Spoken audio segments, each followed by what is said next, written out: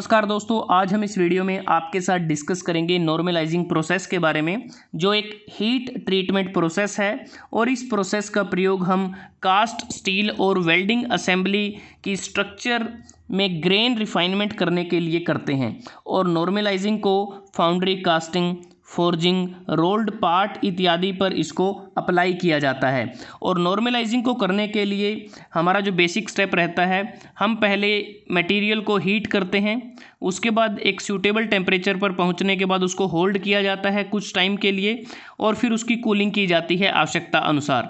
और जो हीटिंग करते हैं वो अपर क्रिटिकल टेम्परेचर लाइन से ऊपर के टेम्परेचर पर हीट करते हैं। ये बेसिक कंसेप्ट है, आप पूरा विस्तार से समझते हैं इसको। अगर हम हाइपोयूटेक्टोइड स्टील, जिसमें कार्बन परसेंटेज 0.83% से कम होती है, यूटेक्टोइड स्टील जिसमें कार्बन परसेंटेज 0.83% के बराबर होती है, और हाइपर यूटेक्टोइड स्टील जिसमें कार्बन परसेंटेज 0.83% से ज़्यादा और 2.14% तक रहती है। तो ये तीन टाइप की कैटेगरी है स्टील की, जिसको हम गर्म करते हैं अपर क्रिटिकल टेम्परेचर से ऊपर के टेम्परेचर पर। और वो टेम्परेचर क्या रहता है, अगर हम इस डायग्राम को देखते हैं तो यहाँ पर हमें तीनों चीज़ें क्लियर हो जाती हैं कि जो स्टील में कार्बन कंटेंट है वो 0 से 2.14% तक रहता है। जो हाइपोयूटेक्टोइड है 0 से 0.83% तक, ये वाला जो एरिया है। हाइपर यूटेक्टोइड 0.83 से 2.14, ये वाला पोर्शन।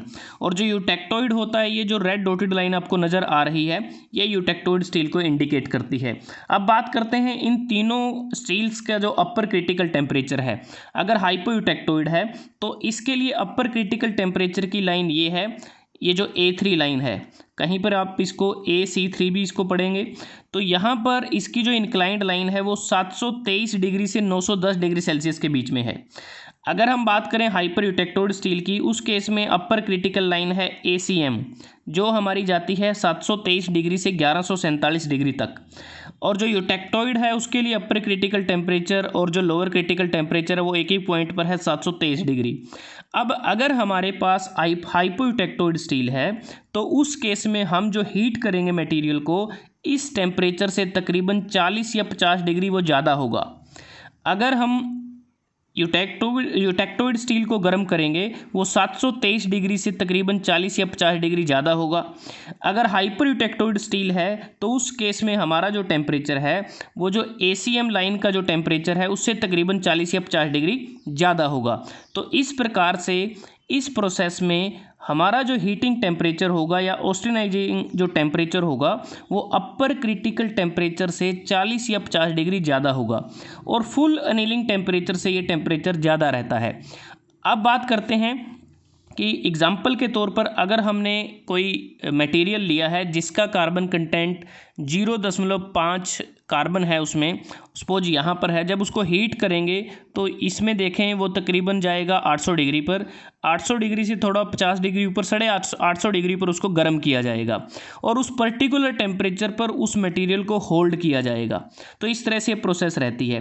कहने का मतलब ये है कि जब भी हम मटेरियल को गर्म करते हैं, हीट करते हैं, तो वो ऑस्टेनाइट रीजन में जाएगा, क्योंकि अपर क्रिटिकल लाइन टेम्परेचर से ऊपर जो स्टील होता है उसमें पूरी तरह से ऑस्टेनाइट होता है। और अगर हाइपोयूटेक्टोइड स्टील है उस केस में जो फेराइट और परलाइट हैं, जैसे जैसे हीट करते जाएंगे तो अगर आप देखें यहाँ फेराइट और ऑस्टेनाइट यहाँ बनना शुरू हो गया है, और इस लाइन से ऊपर कंप्लीट ऑस्टेनाइट हमें मिल गया है। और यहाँ यूटेक्टोइड में यहाँ सीधा ही हमें गर्म करने पर ऑस्टेनाइट मिलता है, और हाइपर यूटेक्टोइड में ACM से ऊपर हमें ऑस्टेनाइट मिलता है। तो एक पर्टिकुलर टेम्परेचर पर गर्म किया जाएगा मटेरियल को, उस टेम्परेचर पर उसकी होल्डिंग की जाएगी कुछ टाइम पीरियड के लिए, ताकि हमारा जो कंप्लीट ट्रांसफॉर्मेशन है वो हो जाए, ताकि हमारा जो मटेरियल है पूरी तरह से ऑस्टेनाइट में तब्दील हो जाए। उसके बाद जो कूलिंग की जाती है, कूलिंग इसमें हम ओपन में करते हैं, जो स्टिल एयर होती है, एयर में कूलिंग की जाती है। और फुल अनिलिंग के मुकाबले जो नॉर्मलाइजिंग जो प्रोसेस है उसमें जो कूलिंग रेट है वो ज़्यादा होता है, रैपिड कूलिंग होती है फुल अनिलिंग के कंपैरिजन में। और एयर में कूलिंग की जाएगी, फर्नेस में कूलिंग इस केस में नहीं करेंगे, और जिससे हमें फाइन ग्रेन स्ट्रक्चर मिलेगा और कंप्लीट फेज रिक्रिस्टलाइजेशन होगा। अब फिर से इसको समझिए आप, अगर हाइपोयूटेक्टोइड स्टील है, अगर आपने यहाँ तक उसको गर्म किया है, जैसे ही एयर में उसको ठंडा करेंगे तो वापस हम पहुँच जाएंगे फेराइट और परलाइट में। तो यहाँ पर हमारा जो स्ट्रक्चर होगा वो फाइन परलाइट हमें इसमें मिलेगा। और जो परलाइट की अगर हम बात करें, परलाइट स्ट्रक्चर में उसका डार्क एरिया को इंडिकेट करता है और जो फेराइट होता है वो वाइट नेटवर्क होता है।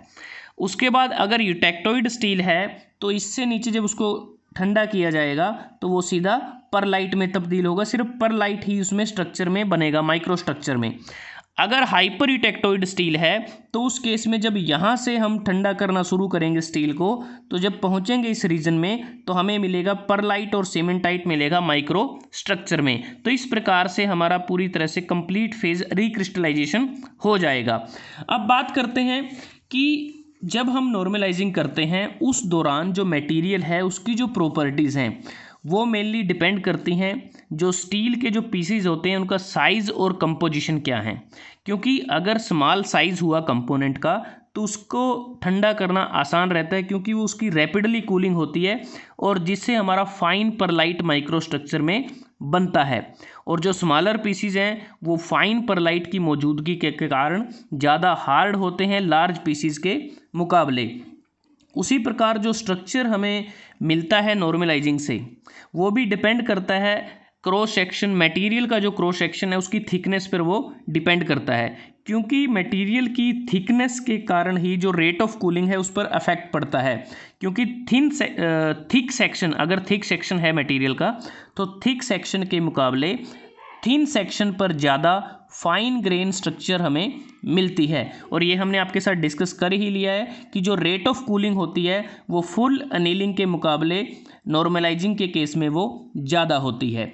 अब बात करते हैं कि जो हम नॉर्मलाइजिंग करते हैं उसका मेन पर्पज़ क्या रहता है। नॉर्मलाइजिंग को करने का मेन पर्पज़ है कि हमें मटेरियल में यूनिफॉर्म स्ट्रक्चर को प्रोड्यूस करना है, इंटरनल स्ट्रेसेस को कम करना है, जो वेल्ड की जो असेंबली का जो स्ट्रक्चर है उसको इम्प्रूव करना है, हमें हार्डर और स्ट्रोंगर स्टील प्रोवाइड करना है फुल अनीलिंग के कंपैरिजन में। लेकिन जो नॉर्मलाइजिंग प्रोसेस के दौरान हमें कंप्लीट करने के बाद जो स्टील मिलता है जिसे हमने नाम दिया है नॉर्मलाइज्ड स्टील, और normalised steel full annealing process से मिलने वाले स्टील से कम डक्टाइल और कम सॉफ्ट होता है। क्योंकि नॉर्मलाइजिंग प्रोसेस में जो रेट ऑफ कूलिंग है वो थोड़ी ज़्यादा होती है। और इसके अलावा जो मटेरियल होता है उसमें हम कार्बाइड नेटवर्क को भी एलिमिनेट करते हैं ग्रेन बाउंड्रीज पर, और स्पेशली हाइपर यूटेक्टोइड स्टील में ऐसा किया जाता है। और इस प्रोसेस के द्वारा हम रिक्वायर्ड जो स्ट्रेंथ और जो डक्टिलिटी है स्टील में वो हम अचीव कर सकते हैं। और मटेरियल सॉफ्ट और डक्टाइल होता है जिस पे मशीनिंग करना भी आसान रहता है। और जो स्टील का जो ग्रेन साइज है उसको भी हम रिफाइन कर सकते हैं। और जैसा हमने बात की थी कि बेसिकली स्टार्टिंग में जो पहला स्टेप होता है जब हम हीट करते हैं मटेरियल को, ऑस्टेनाइट रीजन में उसको गर्म किया जाता है ताकि हमें उसको होमोजेनाइज करने में मदद मिले, और जिसके परिणाम स्वरूप जो नॉर्मलाइजेशन प्रोसेस होती है उसके बाद जो स्ट्रोंगर परलाइट मिलता है फाइन ग्रेन साइज के साथ, उससे मटेरियल का जो यील्ड पॉइंट है वो भी बढ़ जाता है, टेंसाइल स्ट्रेंथ भी बढ़ जाती है, इम्पैक्ट स्ट्रेंथ भी बढ़ जाती है फुल एनीलिंग प्रोसेस के कंपैरिजन में। और जो परलैटिक जो स्ट्रक्चर मिलता है हमें नॉर्मलाइज्ड स्टील में, उसके कारण वो हार्डर हो जाता है। तो दोस्तों आज हमने इस वीडियो में आपके साथ डिस्कस किया नॉर्मलाइजिंग प्रोसेस के बारे में, जो एक हीट ट्रीटमेंट प्रोसेस है। अगर आपको यह वीडियो अच्छा लगा आप इसको लाइक कर सकते हैं, शेयर कर सकते हैं अपने दोस्तों के साथ, अपने स्टूडेंट्स के साथ, और चैनल को सब्सक्राइब करना ना भूलें। जल्दी हाजिर होते हैं एक नए वीडियो के साथ, तब तक के लिए धन्यवाद। आपका दिन शुभ रहे।